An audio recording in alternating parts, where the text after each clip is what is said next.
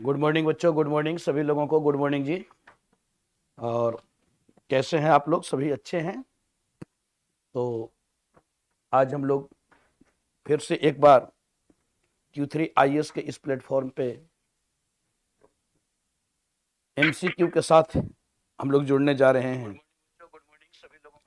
जिसमें national movement पे हम लोग आज यहाँ जो देखेंगे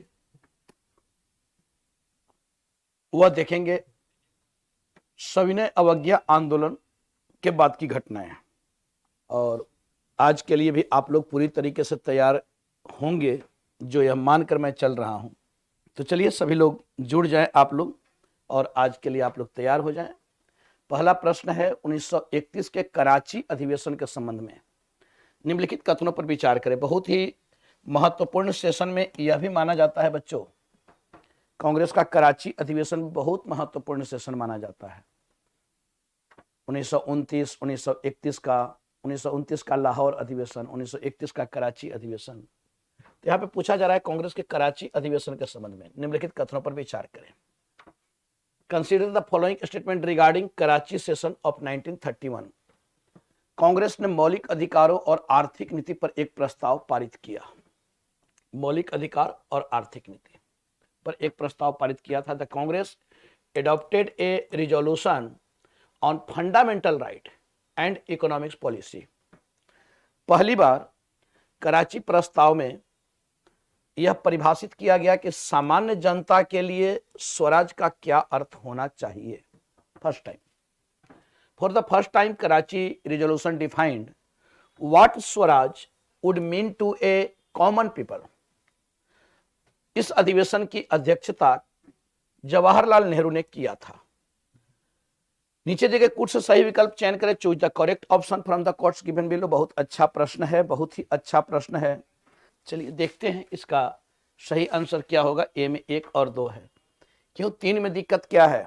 आप लोगों ने बहुत अच्छा से लग रहा है, अब आपकी तैयारी चल रही है, ठीक है, अब अच्छे से तैयारी चल रही है, ये लग रहा है।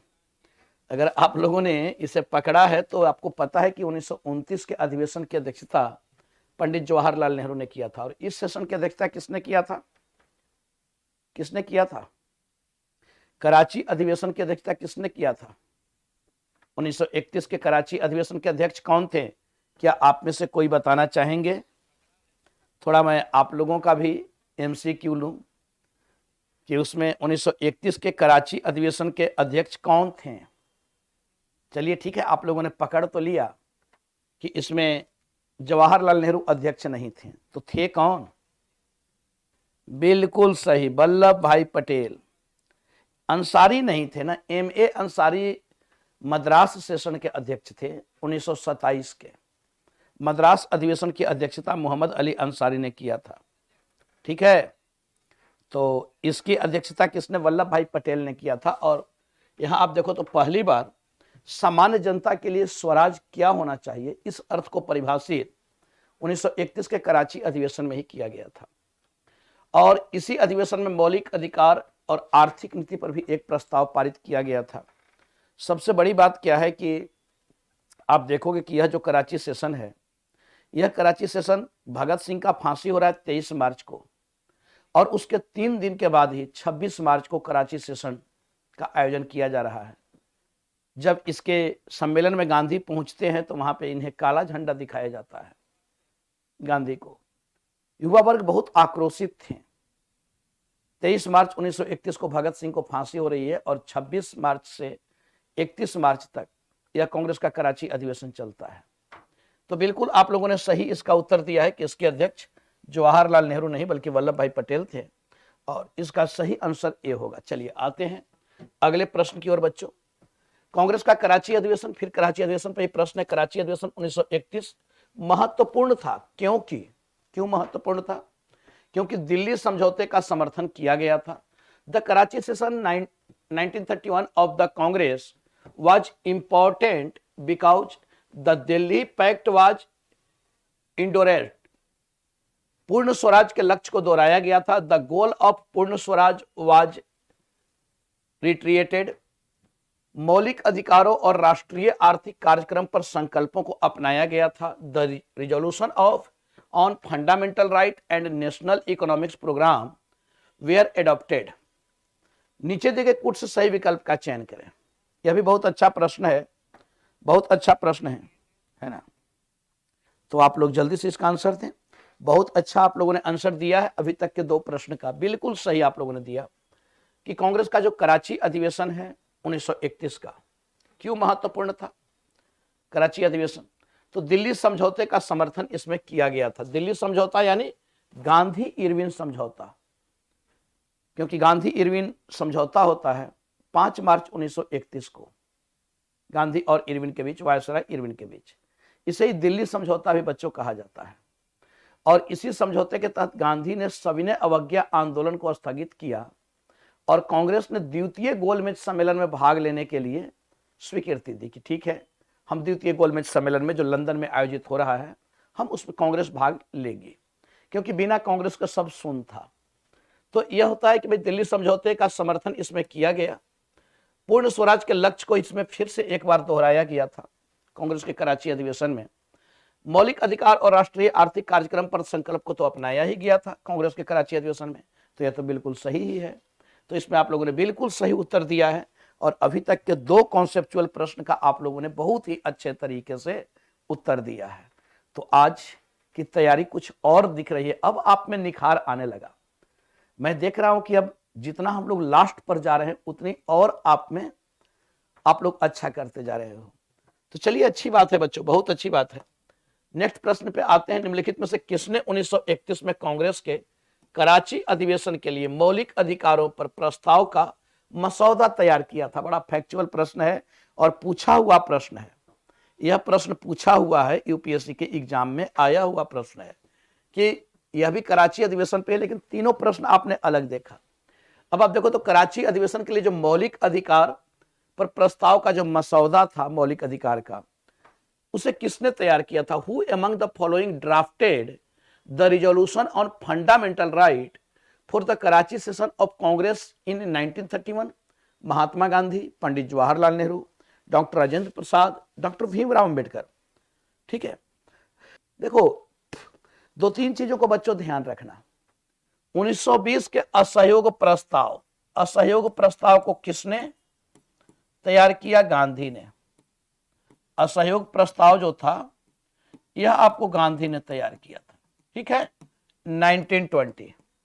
और इसे सबसे पहले कलकत्ता अधिवेशन में रखा गया था, जहां पे सीआर दास ने विरोध किया था। ठीक है, सीआर दास ने विरोध किया था। फिर कांग्रेस के नागपुर अधिवेशन में उसी प्रस्ताव को सीआर दास रखते हैं और वह पास होता है।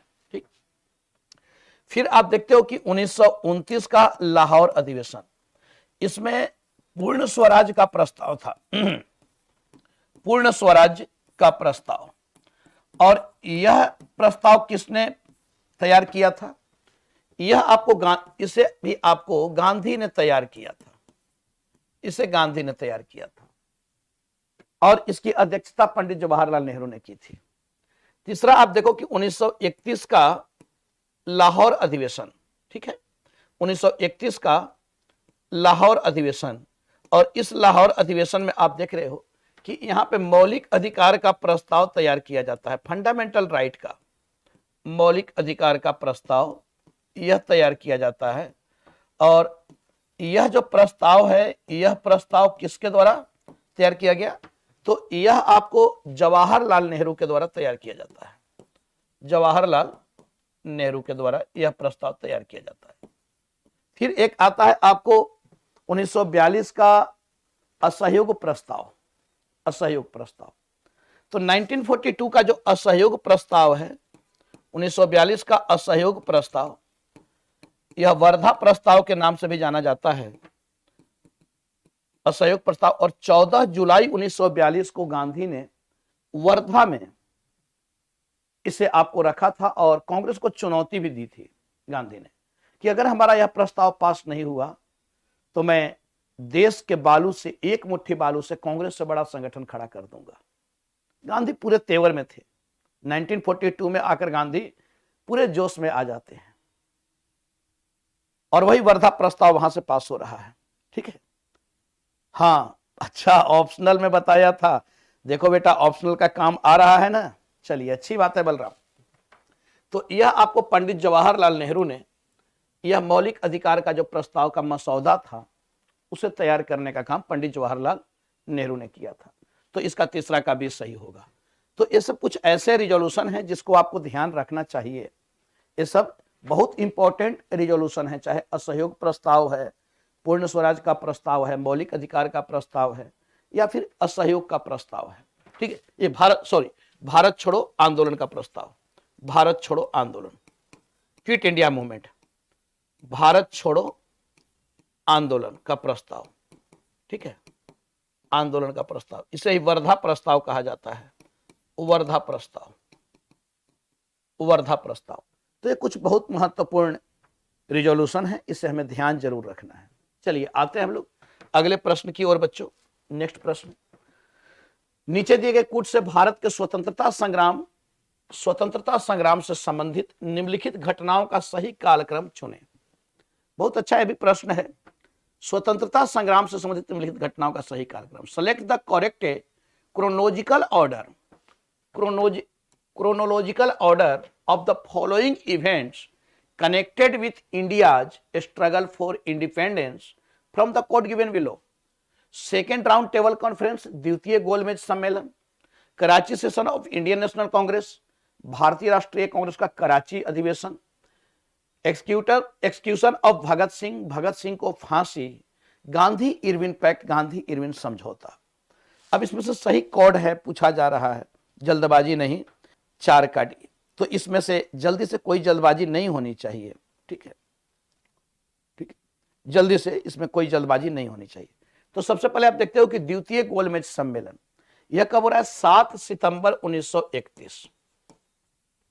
7 से सभी 1931 की घटना है। ऐसे बहुत नजदीक जब आप आओगे तो बड़ा कंफ्यूजन बढ़ता है। यह आपको द्वितीय गोलमेज सम्मेलन होता है। यहां आप देखो कि 23 मार्च से 26 मार्च, 23 से 26 मार्च 1931 यह क्या है? भारतीय राष्ट्रीय कांग्रेस का कराची अधिवेशन का आयोजन हो रहा है। भगत सिंह को फांसी, ठीक है, सॉरी, भगत सिंह को फांसी आपको हो रहा है कब? 23 मार्च को, 23 मार्च, और इसका हो रहा है 26 मार्च से 31 मार्च। यह जो है यह 26 मार्च से 26 से 31 मार्च, 26 से 31 मार्च, 26 से 31 मार्च, ठीक है, 1931। भगत सिंह को फांसी 23 मार्च 1931, 23 मार्च 1931, ठीक है, 1931। और गांधी इरविन समझौते 5 मार्च 1931, 5 मार्च 1931, यही है ना।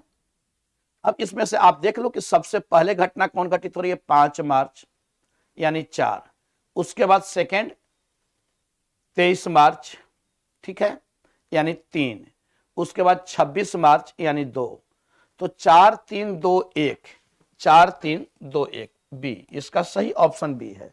ठीक है, तो आप लोगों ने यहाँ पे बी दिया भी है, चलिए बहुत अच्छी बात है। कुछ लोग बी भी दे रहे थे, कुछ लोग डी भी दे रहे हैं, कुछ लोग सी भी दे रहे हैं, बिल्कुल। तो चलिए बहुत अच्छी बात है, कम से कम ऐसे, क्योंकि देखो बहुत नजदीकी और महत्वपूर्ण घटनाएं हैं, तो ऐसे घटनाओं को हमें जरूर, एक 1919 में भी पूछा जाता है, जालियांवाला बाग, हंटर कमेटी का रिपोर्ट, या फिर आपसे पूछा जाएगा 1919 पर आपको खिलाफत आंदोलन, है ना, तो 1919 में भी रॉलेट एक्ट, तो उस समय की घटनाओं पे भी प्रश्न आपसे पूछा जाता है। तो चलिए बहुत अच्छी बात है, आप लोगों ने इसका भी आंसर सही दिया है। नेक्स्ट प्रश्न की ओर आते हैं बच्चों। फर्स्ट आपको जो राउंड टेबल है, गोलमेज सम्मेलन, इसके विषय में प्रश्न पूछा जा रहा है, और बहुत अच्छा प्रश्न है, कॉन्सेप्चुअल प्रश्न है। प्रथम गोलमेज सम्मेलन की पृष्ठभूमि के संबंध में निम्नलिखित कथनों पर विचार करें और गलत विकल्प का चयन करें। Consider the following statement regarding the background for first round table conference and choose the incorrect option. यह भारत में संवैधानिक सुधार पर चर्चा करने के लिए ब्रिटिश सरकार के द्वारा आयोजित किया गया था। गोलमेज सम्मेलन के विषय में पूछा जा रहा है कि यह भारत में संवैधानिक सुधार पर चर्चा करने के लिए ब्रिटिश सरकार के द्वारा आयोजित किया गया था। It was organised by British government to discuss constitutional reform in India. यह सम्मेलन नेहरू रिपोर्ट के अनुसार आयोजित किया गया था। This conference was held in according with the Nehru report. British सम्राट जॉर्ज पंचम ने आधिकारिक तौर पर पहले गोलमेज सम्मेलन का उद्घाटन किया था। The British king George V officially inaugurated the first round table conference. तत्कालीन ब्रिटिश प्रधानमंत्री रैमजे मैकडोनाल्ड ने इसकी अध्यक्षता किया था।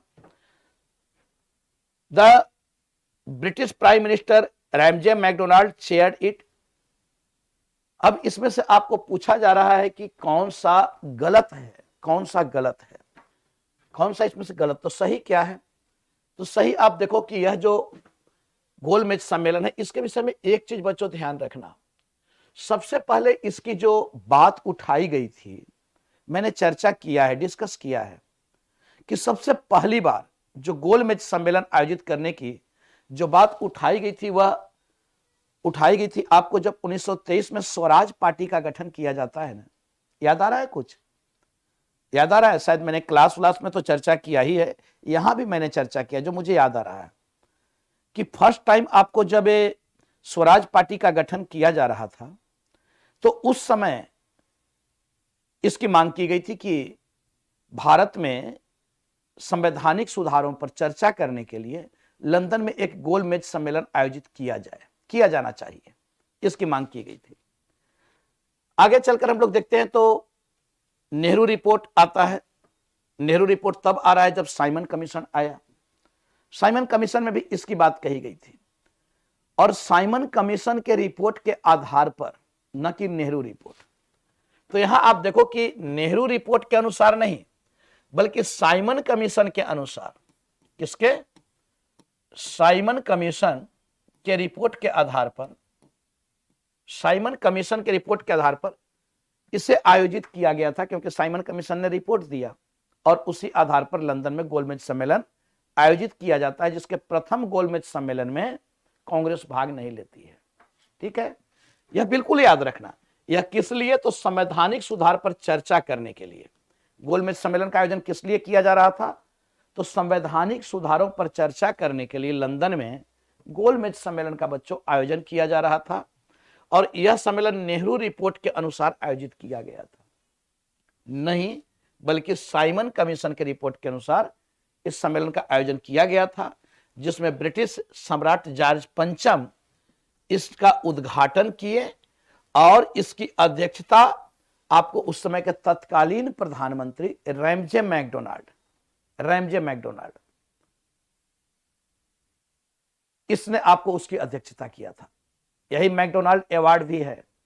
यही मैकडोनाल्ड अवार्ड को लेकर गांधी भूख हड़ताल पर बैठेंगे, जिसमें अछूतों को पृथक निर्वाचन की बात की गई थी। ठीक है, तो यह आप देखो कि इसमें से कौन सा गलत है? तो गलत आपका बी है, और आप लोगों ने इसमें से बी दिया है। बहुत अच्छी बात है, बहुत अच्छी बात है, आप लोगों ने इसमें से बी दिया है। तो ये बहुत कॉन्सेप्चुअल प्रश्न, बहुत अच्छा प्रश्न था। यह बहुत अच्छा प्रश्न था। इस प्रश्न का उत्तर आप लोगों की ओर से आना यह दर्शाता है कि आप रियल में पढ़ाई कर रहे हो, दिखावटी नहीं।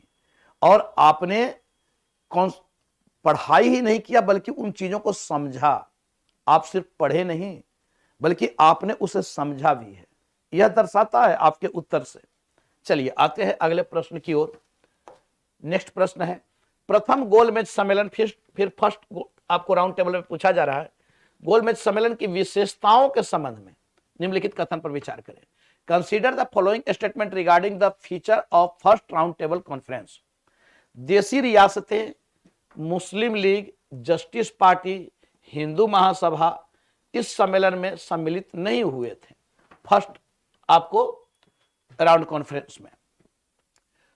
The princely state, the Muslim league, the justice party, the Hindu Mahasabha did not join the conference. British सरकार ने माना था कि भारत की भावी संवैधानिक सरकार के बारे में किसी भी चर्चा में भारतीय राष्ट्रीय कांग्रेस की भागीदारी की आवश्यकता नहीं है। The British government recognise that the Indian National Congress participation was not required in any discussion about India future constitutional government. Choose the correct option from the courts given below.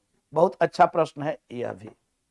बिल्कुल इसमें से कोई भी सही नहीं है बच्चों, क्योंकि आप देखो कि कांग्रेस को छोड़कर इन सभी ने पार्टिसिपेट किया था इस प्रथम गोलमेज सम्मेलन में। इन सभी ने, चाहे देसी रियासतें हों, मुस्लिम league, justice party, Hindu Mahasabha, ये सभी आपको इस सम्मेलन में उपस्थित हुए थे। सभी उपस्थित हुए थे, ठीक है, सभी उपस्थित हुए थे। ब्रिटिश सरकार ने माना था जब ये सभी उपस्थित हुए लेकिन कोई निष्कर्ष नहीं निकला, तो ब्रिटिश सरकार ने अंततः इस बात को स्वीकार किया कि बिना कांग्रेस के भारत में संवैधानिक सुधार पर चर्चा करना बेईमानी है। तो इसमें पहली बार ब्रिटिश सरकार को भी यह मानना पड़ा कि अगर भावी संवैधानिक सरकार के बारे में कोई भी चर्चा हो, बिना दूल्हे का बारात होता है क्या?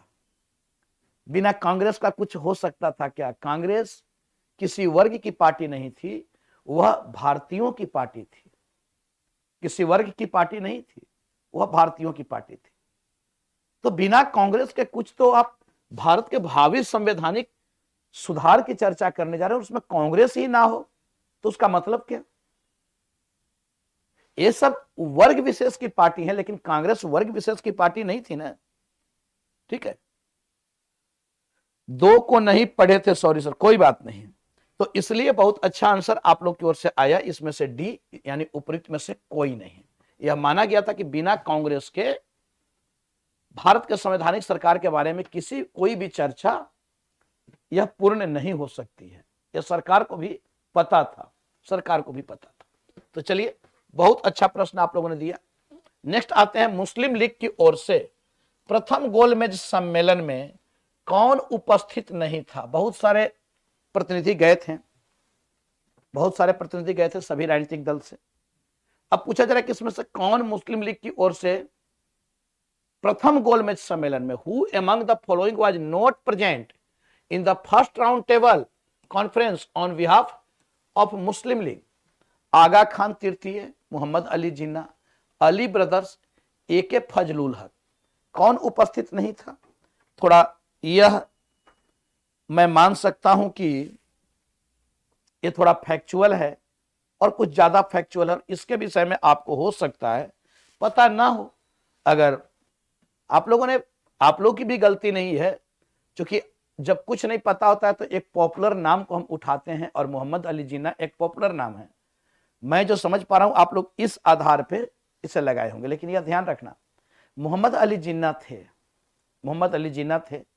कांग्रेस नहीं गई है, मुस्लिम लीग गई है, मुस्लिम लीग की ओर से बहुत सारे लोग गए थे, उसमें अली ब्रदर्स नहीं थे। बाकी इनको ध्यान रखना, फजलुल हक, मोहम्मद अली जिन्ना और आगा खान तृतीय, ये सभी प्रथम गोलमेज सम्मेलन में मुस्लिम लीग की ओर से उपस्थित हुए थे। क्लियर है? प्रथम गोलमेज सम्मेलन में मुस्लिम लीग की ओर से फजलुल हक, मोहम्मद अली जिन्ना और आगा खान तृतीय यह उपस्थित हुए थे, ठीक है। हाँ, नहीं नहीं नहीं नहीं अंजना, मोहम्मद अली जिन्ना तो गए ही थे, मोहम्मद अली जिन्ना तो गए थे। कौन उपस्थित नहीं थे पूछा जा रहा है ना, कौन उपस्थित नहीं था, कौन उपस्थित? तो मोहम्मद अली जिन्ना तो गए ही हैं, मोहम्मद अली जिन्ना गए हैं, ठीक है। तो अली ब्रदर्स इसमें ध्यान रखना है, ये सब गए हुए थे। चलिए आते हैं अगले प्रश्न की ओर। फर्स्ट राउंड टेबल पे ही है, प्रथम गोलमेज सम्मेलन के दौरान चर्चा किए गए मुद्दों के संबंध में निम्नलिखित कथनों पर विचार करें। अब यहां जो चर्चा हुआ है उस पर प्रश्न आपसे पूछा जा रहा है। डॉक्टर BR अंबेडकर, चूंकि यह भी उपस्थित थे, अछूतों के लिए अलग निर्वाचन मंडल का वकालत किया था प्रथम गोलमेज सम्मेलन में। प्रथम गोलमेज सम्मेलन के विषय में पूछा जा रहा है, ठीक है। प्रथम गोलमेज सम्मेलन के विषय में पूछा जा रहा है कि डॉक्टर बी आर अंबेडकर ने अछूतों के लिए अलग निर्वाचन मंडल का वकालत किया था। Doctor B R Ambedkar advocated for separate electorates for untouchability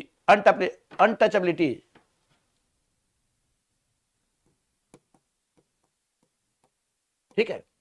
तो डॉक्टर बी आर अंबेडकर ने अछूतों के लिए अलग निर्वाचक मंडल का वकालत किया था। तेज बहादुर सप्रू ने एक अखिल भारतीय संघ का प्रस्ताव रखा था। Tej Bahadur Sapru proposed an all India federation. Muslim League अखिल भारतीय महासंघ के गठन के विरुद्ध थी। Muslim League was against the formation of all India federation. Muslim League अखिल भारतीय महासंघ के गठन के विरुद्ध थी। अब यह आपसे पूछा जा रहा है कि कथनों पर विचार करें और सही विकल्प का चयन करें। सही विकल्प का चयन करें।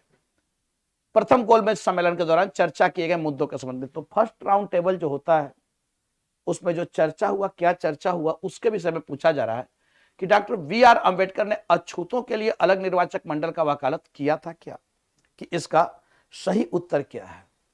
तो बिल्कुल आप लोग में से बहुत सारे बच्चों का आंसर बिल्कुल सही आ रहा है, बिल्कुल सही आ रहा है कि इसमें से ए ही होगा। क्यों भाई, तो बी आर अंबेडकर ने अछूतों के लिए अलग निर्वाचक मंडल का वकालत किया था इसमें प्रथम गोलमेज सम्मेलन में, तभी तो जाकर द्वितीय गोलमेज सम्मेलन में उसे दिया जा रहा है जिसको लेकर गांधी विरोध करेंगे। तो यहां इन्होंने मांग किया था। ठीक है। तेज बहादुर सप्रू ने एक अखिल भारतीय संघ का प्रस्ताव रखा था। तेज बहादुर सप्रू इन्होंने अखिल भारतीय संघ का प्रस्ताव रखा था और इस प्रस्ताव को मुस्लिम लीग ने इसे स्वीकार किया था। यह जो अखिल भारतीय महासंघ है, यह प्रस्ताव आपको तेज बहादुर सप्रू के द्वारा रखा गया था। ऑल इंडिया फेडरेशन, यह जो प्रपोजल था, यह आपको तेज बहादुर सप्रू के द्वारा रखा गया था और इसे मुस्लिम लीग ने भी स्वीकृति दी थी कि हाँ भाई, एक अखिल भारतीय महासंघ का गठन किया जाए, कांग्रेस से अलग अखिल भारतीय महासंघ। तो इसकी स्वीकृति आपको मुस्लिम लीग ने दी थी। तो यह आपका गलत है। 1 और 2 बिल्कुल सही है, बिल्कुल सही है। ठीक है, चलिए, बहुत अच्छी बात है, आप लोग बहुत अच्छा आंसर आज दे रहे हो। अब हम लोग आते हैं सेकेंड राउंड टेबल कॉन्फ्रेंस के विषय में देखेंगे। निम्नलिखित में से किन नेताओं ने द्वितीय गोलमेज सम्मेलन में भाग लिया था। बहुत अच्छा प्रश्न है और ये पूछा हुआ भी है यूपीएससी में, थोड़ा सा बदल कर पूछा हुआ है लेकिन पूछा हुआ प्रश्न है। स्टेट पीसीएस में भी पूछा है, यूपी में भी बहुत बार पूछा हुआ प्रश्न है, यूपी पीसीएस में। किन नेताओं ने द्वितीय गोलमेज सम्मेलन में भाग लिया था। महात्मा गांधी, मदन मोहन मालवीय, सरोजनी नायडू, मौलाना आजाद। नीचे दिए गए कूट का प्रयोग कर सही उत्तर का चयन करें। बहुत अच्छा प्रश्न है आपसे जो पूछा जा रहा है कि इनमें से कौन आपको द्वितीय गोलमेज सम्मेलन में भाग लिया था। ठीक है, कौन भाग लिए थे। द्वितीय गोलमेज सम्मेलन का आयोजन हुआ था 7 सितंबर 1931 से 1 दिसंबर 1931। इसके पहले हम लोगों ने देखा कि आपको 5 मार्च 1931 को गांधी और इरविन के बीच में समझौता हो जाता है, जिसे कांग्रेस के कराची अधिवेशन ने उस समझौते को, दिल्ली समझौते को मान्यता भी दी। गांधी के बहुत सारे मांगों को वायसराय इरविन ने स्वीकार कर लिया था और यह कहा गया था कि आप आंदोलन को स्थगित कर दें और द्वितीय गोलमेज सम्मेलन में भागीदारी निभाएं, कांग्रेस जाए। तो यहीं पे आपको गांधी जाते हैं द्वितीय गोलमेज सम्मेलन में जाने के लिए। तो द्वितीय गोलमेज सम्मेलन में भाग लिया था, किन किन लोगों ने भाग लिया था। तो इसमें से कौन कौन लोगों ने भाग लिया था। महात्मा गांधी ने भाग लिया, मदन मोहन मालवीय साहब भागीदारी निभाए थे, सरोजनी नायडू भी गई थी, मौलाना आजाद नहीं, मौलाना आजाद इसमें से नहीं थे। तो इसका सही उत्तर क्या होगा, सी होगा, 1, 2 और 3। और गांधी जो जहाज से गए थे, गांधी जिस जहाज से गए थे, आपको अगर कभी पूछा जाए तो उस जहाज का नाम क्या था, SS राजपूताना। गांधी किस जहाज से गए द्वितीय गोलमेज सम्मेलन में भाग लेने के लिए, तो यह जहाज का नाम था SS राजपूताना, SS राजपूताना।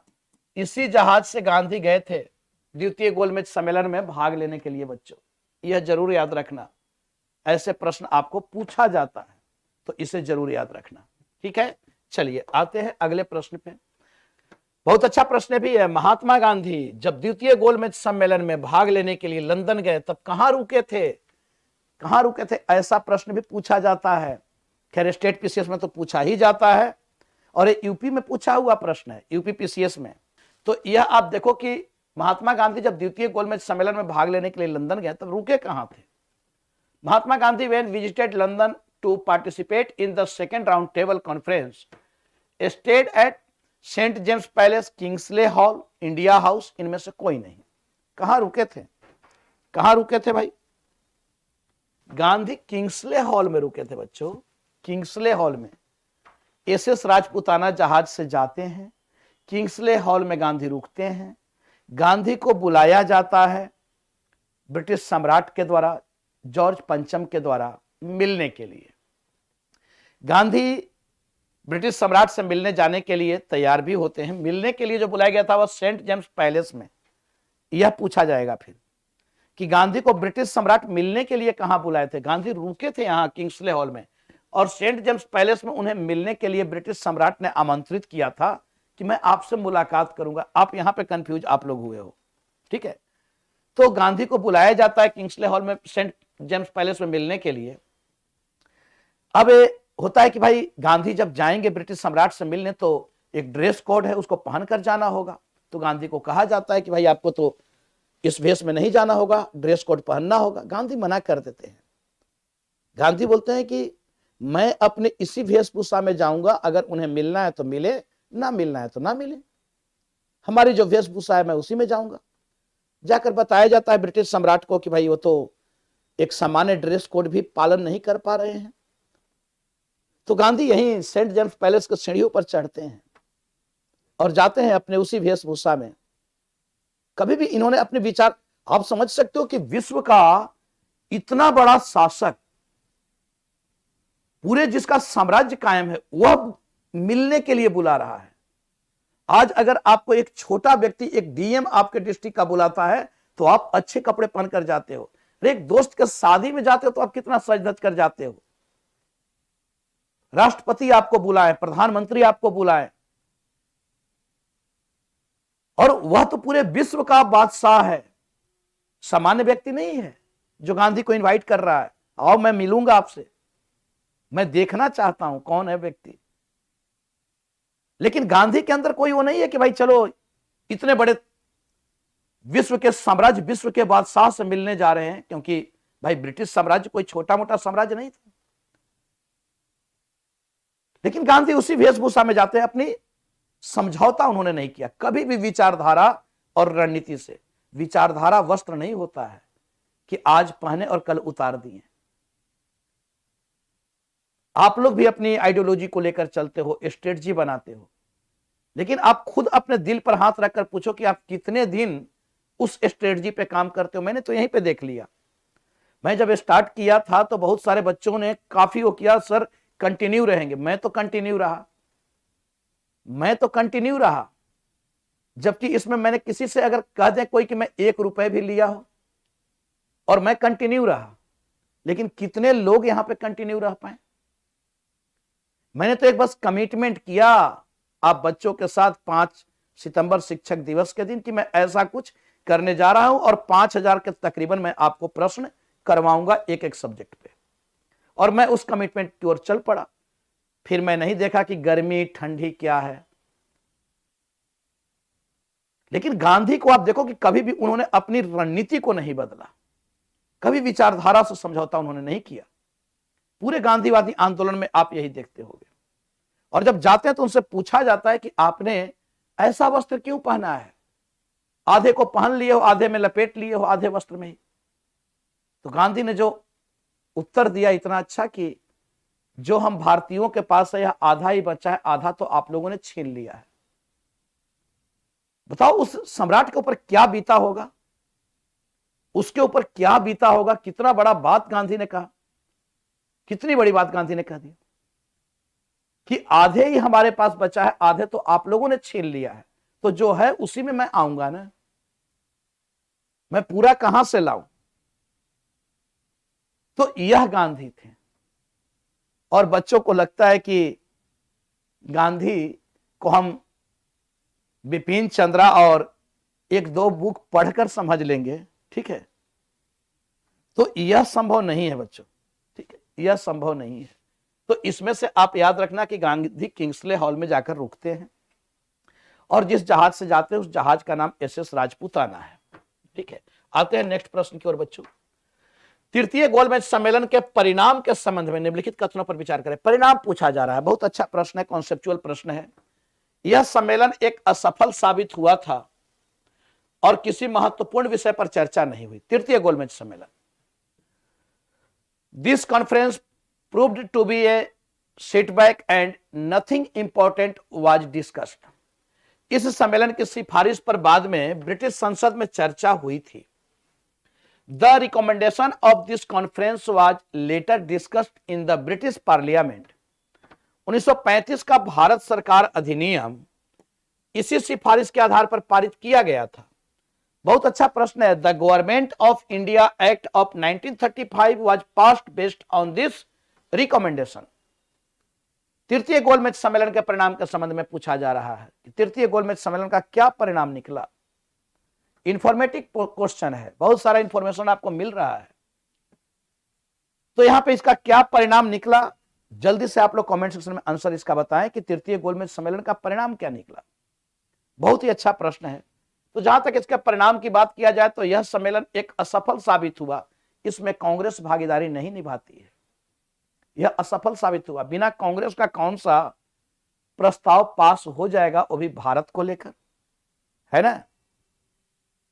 तो बिना कांग्रेस का तो कोई प्रस्ताव पास ही नहीं हो सकता है। तो जल्दी से इसका आप लोग आंसर दें। तो यह विषय पर चर्चा नहीं हुई थी, 11th का है, बिल्कुल सही है। इस सम्मेलन की सिफारिश पर बाद में ब्रिटिश संसद में चर्चा हुई, बिल्कुल सही है कि बाद में इस पर ब्रिटिश संसद में चर्चा भी हुई, बाद में इस पर ब्रिटिश संसद में चर्चा होती है। 1935 का भारत सरकार अधिनियम इसी सिफारिश के आधार पर पारित किया गया था, बिल्कुल सही है, बिल्कुल सही है कि इसका सही उत्तर आपको दिया होगा, यानी तीनों ही सही है, 1 2 3 तीनों ही सही है। बहुत अच्छी बात है बच्चों, यह दर्शाता है कि आपने पढ़ा है, बहुत अच्छी बात है। बहुत कॉन्सेप्चुअल प्रश्न है और इसको आप लोगों ने सही उत्तर दिया है। नेक्स्ट प्रश्न की ओर आते हैं। सांप्रदायिक अधिनिर्णय की पृष्ठभूमि के संबंध में निम्नलिखित कथनों पर विचार करें और गलत विकल्प चुनें।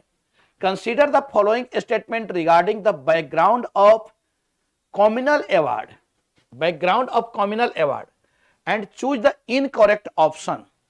ब्रिटिश प्रधानमंत्री रैमजे मैकडोनाल्ड ने सांप्रदायिक अधिनिर्णय का स्थापना किया।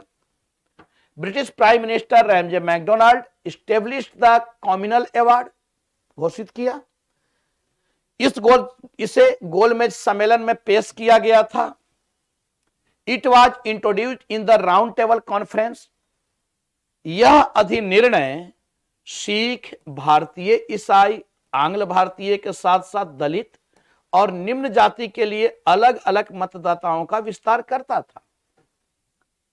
यह जो सांप्रदायिक निर्णय का जो सिद्धांत था, यह निर्णय सिख, भारतीय ईसाई, आंग्ल भारतीयों के साथ साथ दलित और निम्न जाति के लिए अलग अलग मतदाताओं का विस्तार करता था। This award expand the separate electorate to depressed and lower caste along with Sikh, Indian Christian, Anglo Indian.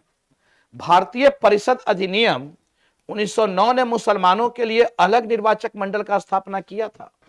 The Indian council act 1909 established a separate electorate for Muslim. कौन सा इसमें से गलत विकल्प कौन सा है, तो देखें इसमें से कौन सा गलत आप लोगों ने लगाया है। तो जहां तक आप देखें कि इसमें आप देखते हो कि ब्रिटिश प्रधानमंत्री रैमजे मैकडोनाल्ड ने सांप्रदायिक निर्णय का सिद्धांत दिया था और इसे गोलमेज सम्मेलन में ही पेश किया गया था, जिसको लेकर द्वितीय गोलमेज सम्मेलन में गांधी नाराज हो जाते हैं। गांधी आते हैं भारत, सब कुछ बदला होता है, वायसराय बदला होता है, भारत सचिव बदला होता है। यह अधिनिर्णय सिख, भारतीय ईसाई, आंग्ल भारतीय के साथ साथ दलित और निम्न जाति के लिए अलग मतदाताओं का विस्तार करता था। जहां तक आप देखें कि आपको 1919 के अधिनियम में ही सिख, भारतीय, ईसाई को 1919 के अधिनियम में ही पृथक निर्वाचन का अधिकार दे दिया गया था, इसमें नहीं। यह 1932 का है ना, यह तो केवल दलितों के लिए अलग मतदाताओं की बात किया जा रहा है। मुस्लिमों को आपको दिया जा रहा है 1909 के अधिनियम के तहत ही। तो इसमें दलितों को पृथक निर्वाचन का बात किया जा रहा है, यह आपका गलत है, यह गलत है। भारतीय प्रतिनिधि मुसलमानों के लिए अलग निर्वाचन मंडल की स्थापना बिल्कुल सही है। 1909 में मुस्लिमों को पृथक निर्वाचन का अधिकार दिया गया था और 1919 में उससे बढ़ाकर सिख, भारतीय, ईसाई, आंग्ल भारतीयों को पृथक निर्वाचन का अधिकार दिया गया था। और 1932 में यह जो आया, यह केवल दलितों को पृथक निर्वाचन के लिए आया था। तो सी होगा इसका आंसर, डी नहीं होगा बच्चों, सी होगा इसका आंसर। सी कौन सा गलत है? सी, क्योंकि इन्हें आप देखो तो इन सबको आपको दे दिया गया 1919 के अधिनियम के तहत, यह आपको इससे रिलेटेड नहीं है।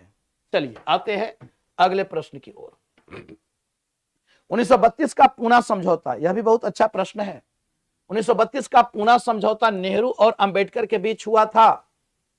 उत्पीड़ित वर्गों को प्रांतीय विधानसभाओं में 71 सीटें आवंटित करने पर सहमति हुई थी। यानी जो दलित वर्ग कहें, दलित वर्ग को प्रांतीय विधानसभा में 71 सीटें आवंटित करने पर सहमति हुई थी। इसमें क्या है इसका सही answer? Choose the correct option from the quotes given below. बहुत अच्छा प्रश्न है, बहुत अच्छा प्रश्न है। तो यहां पे आप देखें कि 1932 का पूना समझौता नेहरू और अंबेडकर के बीच हुआ था। यह आपको पूना समझौता 1932 में हुआ था। गांधी भूख हड़ताल पर बैठ गए थे, दलितों के पृथक निर्वाचन का विरोध कर रहे थे। लेकिन यह नेहरू और अंबेडकर के बीच में नहीं हुआ था ना, यह तो गांधी और अंबेडकर के बीच में हुआ था। यह तो गांधी और अंबेडकर के बीच में हुआ था, तो यह तो गलत हो गया। गांधी अंबेडकर के बीच में हुआ था पूना समझौता, तो यह तो पहला आपको गलत हो गया। अच्छा, उत्पीड़ित वर्गों को यानी दलित वर्गों को प्रांतीय विधानसभाओं में 71 सीटें आवंटित करने पर नहीं 71 सीटें नहीं बल्कि बढ़ा दिया गया था। 71 से बढ़ाकर 148 किया गया था। 71 तो सांप्रदायिक निर्वाचन में ही था कि 71 सीटें दी जाएंगी। तो जब गांधी और यह होता है, अंबेडकर को कहा जाता है, अंबेडकर बोलते हैं कि ठीक है, चूंकि अंबेडकर तो समर्थन कर रहे थे पृथक निर्वाचन का दलितों के लिए, लेकिन गांधी उसके लिए तैयार नहीं थे। तो फिर गांधी ने कहा कि ठीक है भाई, सीटों को बढ़ा दिया जाता है, 71 से बढ़ाकर उसको 147 कर देते, 148 कर, तो 71 से बढ़ाकर 148 किया गया था। ठीक है, तो इसमें से तो फिर दोनों ही गलती हो गया ना, डी, दोनों ही गलती हो गया। बिल्कुल आप लोग सही जा रहे हो भाई, आप लोग बिल्कुल सही जा रहे हो। 71 से बढ़ाकर 148, बिल्कुल सही, तो 148 कर दिया गया था। आते हैं अगले प्रश्न पर, और यह आज का सेशन का नहीं, अभी शायद और प्रश्न होना चाहिए। हाँ, और प्रश्न होना चाहिए, एक प्रश्न। 1932 के पूना समझौते के बाद हरिजन सेवक संघ की स्थापना हुई, इसके अध्यक्ष कौन थे? हरिजन सेवक संघ 1932 के पूना समझौते के बाद, जब गांधी और अंबेडकर के बीच पूना समझौता होता है, क्योंकि गांधी भूख हड़ताल पर बैठते हैं, अंबेडकर को लोग मनाते हैं कि भाई कहीं ऐसा ना हो कि बापू निकल पड़े। ब्रिटिश सरकार पूरी व्यवस्था कर लेती है गांधी के अंतिम संस्कार का। गांधी जेल में हैं, वहीं पे अंबेडकर से मुलाकात होती है और अंबेडकर फिर पृथक निर्वाचन के जो मांग कर रहे थे उसे पीछे हटते हैं। गांधी और अंबेडकर के बीच में समझौता होती है, आरक्षण को भी लेकर, इसके साथ साथ सीटों को भी लेकर, प्रांतीय विधानसभा, केंद्रीय विधानसभा के सीटों को लेकर। अब यहां पे है कि हरिजन सेवक संघ की स्थापना हुई, इसके अध्यक्ष कौन थे? कौन इसके अध्यक्ष थे? डॉक्टर भीमराव अंबेडकर हरिजन सेवक संघ के अध्यक्ष? नहीं जी, बल्कि हरिजन सेवक संघ के अध्यक्ष आपको घनश्याम दास बिड़ला है बच्चों। यह जो हरिजन सेवक संघ की जो स्थापना हुई थी, यह स्थापना की गई किसके द्वारा? यह की गई महात्मा गांधी के द्वारा। महात्मा गांधी ने स्थापना किया था हरिजन सेवक संघ की, और इसके प्रथम अध्यक्ष बने थे घनश्याम दास बिड़ला। और फिर गांधी ने हरिजन यात्रा की शुरुआत की थी। हरिजन पत्रिका प्रकाशित किया था, हरिजन, और उन्हें अछूतों को नाम दिया हरिजन, दलितों को नाम दिया हरिजन, दलित नहीं, हरि के जन हैं, ईश्वर के लोग हैं। तो यह आप देखते हो कि इसमें घनश्याम दास बिड़ला इसके अध्यक्ष थे, प्रथम अध्यक्ष। यह याद रखना बच्चों। यह आज के सेशन का लास्ट प्रश्न है, बहुत अच्छा कॉन्सेप्चुअल प्रश्न है, आज के सेशन का यह अंतिम प्रश्न है। निम्नलिखित में से किसने कहा था महात्मा गांधी क्षणभंगुर प्रेत की तरह धूल उड़ाते हैं, लेकिन अस्तर नहीं है अस्तर, केवल बस धूल उड़ाना जानते हैं, प्रश्न उठाना जानते हैं, उसका उत्तर नहीं दे पाते हैं, समाधान नहीं है उनके पास। वह बुद्ध नहीं है। बुद्ध अगर प्रश्न को खड़ा करते हैं तो उसका समाधान भी देते हैं कि दुख क्या है, दुख क्यों है, उसका कारण क्या है, उसका निवारण क्या है, उसके उपाय क्या है। तो बुद्ध बतला रहे हैं चलो अष्टांगिक मार्ग पे, हम इससे बाहर निकालेंगे। अब गांधी ने चूंकि वर्ण व्यवस्था को स्वीकार किया था कि वर्ण व्यवस्था होना चाहिए, लेकिन वह जन्म आधारित नहीं, कर्म आधारित। विवाद है बड़ा, अब मैं उस पर अभी पूरा डिस्कस नहीं कर पाऊंगा। तो किसने कहा था कि गांधी क्षणभंगुर प्रेत की तरह धूल उड़ाते हैं? किसने कहा था कि गांधी जो है वह क्षणभंगुर प्रेत की तरह केवल धूल उड़ाते हैं, अस्तर नहीं है? यह गांधी को लेकर कहा गया था कि गांधी केवल क्षणभंगुर प्रेत की तरह। अब ये सब देखो, ये सब जरूर ध्यान रखना, ये सब स्टेटमेंट जरूर बच्चों याद रखना। तो यह आज का सेशन था और आप लोगों ने आज बहुत ही अच्छे तरीके से आज आप लोगों ने इस सेशन को किया है। मुझे बहुत खुशी आज है कि आप सभी बच्चों का बहुत आंसर सही आया है। तो बच्चों अब आगे हम लोग जो नेक्स्ट जो इस पर डिस्कस करेंगे वह हमने आपको बताया भी था। अगला टॉपिक मैं आपको अगर मैं बता दूं कि अगला टॉपिक हम लोग किस पे डिस्कस करने वाले हैं, कल का जो सेशन मैंने पहले भी आप लोगों को बताया था। तो एक बार आप लोग कल के सेशन की ओर जरूर ध्यान देना कि कल जो हमारा सेशन होगा वह सेशन होगा उग्रवादी राष्ट्रवाद पे, उग्रवादी राष्ट्रवाद। उसके बाद हम लोग फिर 1934 से लेकर और 1940 तक के सभी घटनाक्रम को देखेंगे। तो कल उग्रवादी राष्ट्रवाद, जिसमें कैसे कैसे उग्रवादी संगठन स्थापित किए जा रहे हैं, क्रांतिकारी राष्ट्रवाद जिसे कहा जाता है, चाहे असहयोग के पूर्व का हो या असहयोग आंदोलन के बाद का हो, जिसमें सभी क्रांतिकारी संगठन चाहे देश में स्थापित हो या विदेशों में स्थापित हो, तो उससे रिलेटेड प्रश्न होगा। पूरी तैयारी के साथ कल आप लोग उतरना। और इसी के साथ आज का सेशन समाप्त किया जाता है। आप सबों को बहुत बहुत धन्यवाद, थैंक यू सभी लोगों को। और इसी तरीके से बच्चे आप लोग मेहनत करते रहें, इसी तरीके से आप पैटर्न पर चलते रहें। तो कल मिलते हैं हम लोग। इसी के साथ आज की क्लास की समाप्त किया जाता है। चलिए बहुत बहुत धन्यवाद, थैंक यू सभी को।